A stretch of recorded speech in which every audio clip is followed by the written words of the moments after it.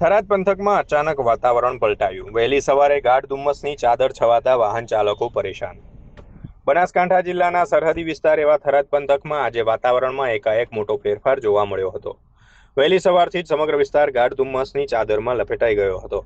આકાશમાં વાદળોની જમાવટ અને ધુમ્મસના કારણે દૃશ્યતામાં મોટો ઘટાડો નોંધાયો હતો, જેના પરિણામે ધોરીમાર્ગો પરથી પસાર થતા વાહન ચાલકોને ભારે મુશ્કેલીનો સામનો કરવો પડ્યો હતો. સામાન્ય રીતે ઉનાળાની ઋતુની શરૂઆત થઈ રહી હોય ત્યારે અચાનક આ પ્રકારે ચોમાસા કે શિયાળા જેવા માહોલ સર્જાતા નગરજનોમાં પણ આશ્ચર્ય જોવા મળ્યું હતું. વાતાવરણમાં આવેલા પલટાને કારણે સમગ્ર પંથકમાં ફરી એકવાર ઠંડક પ્રસરી ગઈ છે. બીજી તરફ આ બદલાયેલા હવામાનને કારણે સૌથી વધુ ચિંતા જગતના તાત ગણાતા ખેડૂતોમાં જોવા મળી રહી છે.